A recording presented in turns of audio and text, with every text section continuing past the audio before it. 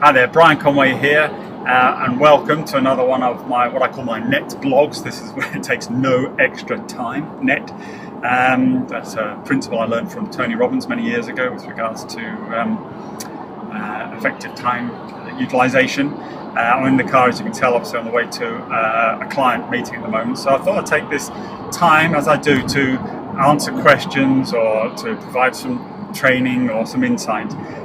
But today I want to cover a question I get asked a lot, which is how long will it take me to create an information product before I can actually start selling it? And I guess the question behind that really is, how long will it take before I can start seeing some money?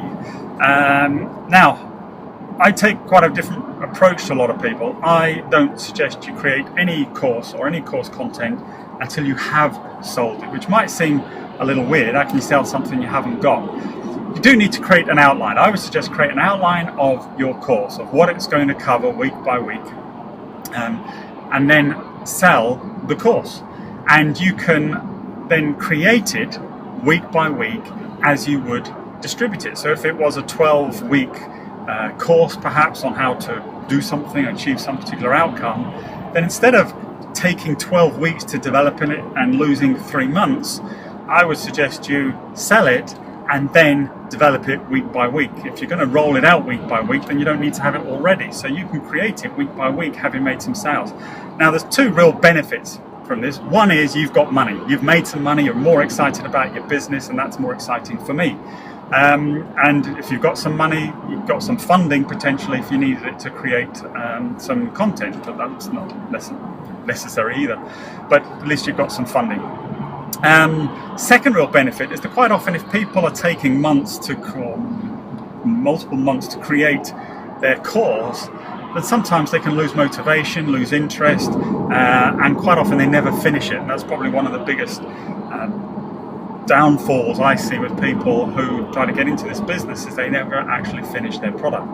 Whereas if you've got paying customers, well, obviously you're motivated by the money to finish your course, but secondly, you've got customers whose demand you need to fulfill, and therefore you're obliged to finish your course as well.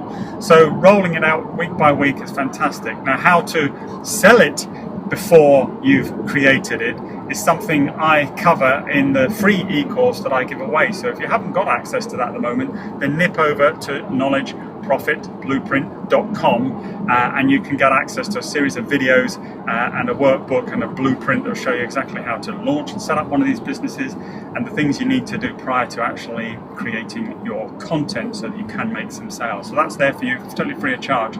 But yeah, consider that as a principle. Don't wait and build your content, then try and sell it. Because the other potential benefit, I suppose, thinking about it, is, well, if you create something and then there isn't much of a market for it for whatever reason, which could be the case, worst case, but it could be the case, then you may have spent 3 months creating something of which you don't make a lot of sales.